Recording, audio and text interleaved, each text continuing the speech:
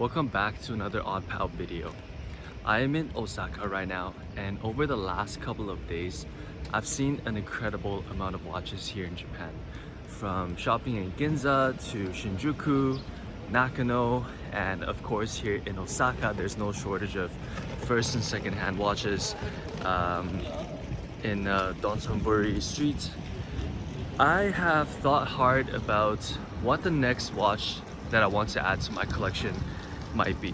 And if you guys have been watching the previous couple of videos I've put out about how I saw the Tudor FXD in person, how I saw the Tudor Ranger, the Pink Chrono, it might make you think that the next watch that I'm gonna be adding will be a Tudor. Now, I have realized getting hands-on, seeing cabinets in these second-hand shops in Nakano, just absolutely full of Tudors.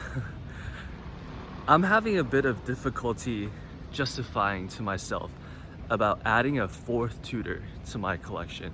Quick wristwatch check, wearing the Black Bay 58, timing my coin laundry right now as I have a stroll down, I don't know, I have no idea what street this is, but the scenery is absolutely amazing. You don't get this type of stuff in Vancouver for sure. At least not with the streets this clean. But yeah, I've been thinking a bit about what the next watch that I would add to my collection might be. And looking at the Tudor FXD, the black one, that's the prime candidate for what the next watch, at least from what I plan, would be added to part of my collection. But my current collection of Tudors right now consists of the Black Bay 58, of course, a Tudor Prince Chrono, the white dial with the black aluminum bezel, which I absolutely love.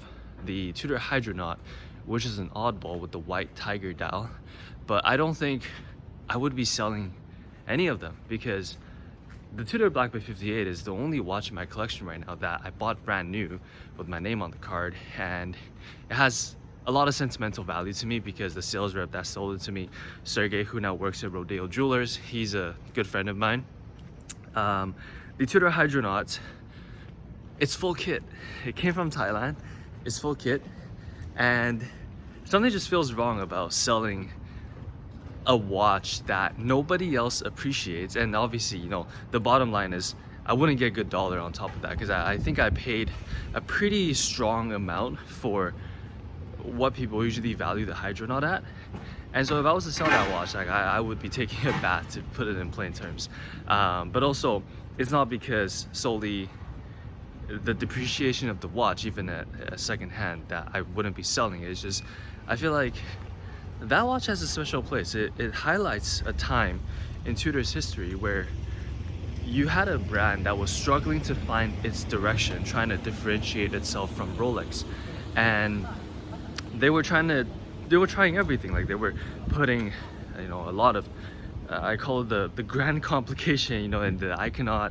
They were doing like the Aeronaut and a lot of weird funky designs, but the core of the watches have all been very strong. They have, you know, workhorse movements, they got a ton of functionalities. It's amazing bang for buck if you can stand their appearance. And so I think the Hydronaut, the Hydronaut 1, the one that I have, really underlines all of those factors. It's just the ETA 2824 in a very slender case. I can't remember the exact profile right now. I think it's hovering around just 11 millimeters because the bezel is actually recessed into the case.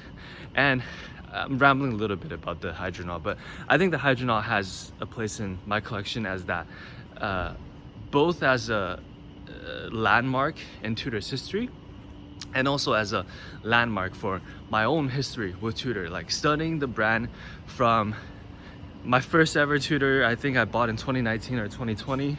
It is the Black Bay 36 that I first bought, to the Black Bay 58, and then diving deeper and deeper into the rabbit hole, I get to the Hydronaut, which is my latest and I think last Tudor purchase, at least for a really, really good while.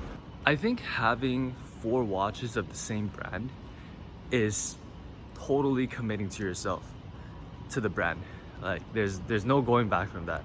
If I had a 4th Tudor, then I'm known as that Tudor guy. I know this channel covers a lot of Tudor, but there's still so many good brands out there that I want to explore. I remember watching a lot of Archie's wristwatch review videos where he had this saying that stuck with me. Is like, you want to be known as a Rolex guy with a couple of Tudors, not a Tudor guy with 1 or 2 Rolex. And even though right now I don't own a Rolex, kind of the same thing where it's like, do you want to be a Tudor guy with a couple of Rolex, or you branch out Panerai, JLCs, Breitlings, IWCs, right? So I don't know. I don't know exactly what I'm trying to do with my collection right now. I mean, the term collection is referring to like you have a nice curated set of watches that if someone asks, hey, what's in your collection, then you're like, okay, yeah, here's my Goyard watch box, here's my Louis Vuitton watch box, and here's the pieces inside. But I think of it more like the individual watches. Like, oh yeah, okay, so today I pop up at a function, I got my Black Bay 58. Pop up at a function, I got my Prince Chrono, for example. And it's more about like the different purposes and functionalities that I would get out of my watches in different situations. And for me right now, the Black Bay 58, it's my everyday watch. I wear it on the NATO strap quite a lot when I want to feel less, not abrasive is a bad word, but like less clanky, less awkward angles around my wrist. But also it's just a great everyday watch. The Tudor Hydronaut, I don't really wear it all that much because, to be quite honest with you, the crown guard, like being as I guess skinny, like skin and bones as I am, the crown guard digs into my palm a lot. Like, you guys see this like gray mark here? That's from the Tudor Hydronaut, from a prolonged, I think a couple of weeks wearing it straight. The Black Bay Chrono, sorry, not the Black Bay, the Tudor Prince Chrono, I do wear quite a bit, definitely more than the Hydronaut. It is a heavier watch. I'm not super used to wearing chronograph still, but whenever I need to go like to an event or meeting up with friends I haven't seen in a while, or I need to like suit up for whatever reason, I definitely always wear the chrono. So it's like I have a watch for every single purpose. And the normal person, the non-watch person, well, I don't know if you can get to 3 watches being a non-watch person, but the average person will probably think, okay, I have everything I need now, I don't need to add anything else. I got a watch for every single purpose. Maybe you need one like a G-Shock for when you're doing your own oil changes and stuff. Ooh, look at this, lots of delicious ramen. Wow, I'm gonna have to find out. Maybe come back here later. They're closed right now. But yeah, I think the next watch that I add, it wouldn't be a functionality driven purchase because I already have all the functionalities that I can need, but it'll be something that probably is a little funkier and out of the norm than what I currently have, just to spice things up, you know what I'm saying? Not deliberately, but I don't know, I just feel like I got all my bases covered, and if it wasn't for that all 3 watches are Tudors, I wouldn't have an issue right now. And of course, not saying that's an issue, but the direction of my collection is very, very linear. It's almost like if I had 3 Hydronauts in my collection. I guess that's like, you can kind of see that as Tudor as a brand in the grand scheme of all the brands. It's like Tudor in the world of watches is like the Hydronaut in the world of Tudors. Yeah, I think I'm gonna stand by that. I think that's something that I can I can get behind, just me rambling here. But yeah, let me know what you guys think.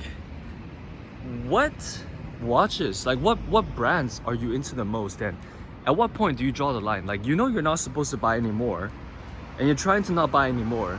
And if there's anything that will get you over to the point of adding another watch from that collection, what would it be? It's getting pretty noisy here. I'm on the main street now, so I'm gonna cut this episode off here. Thank you guys for watching. Make sure to like and subscribe. Let me know your thoughts in the comments below, and I'll see you in the next one.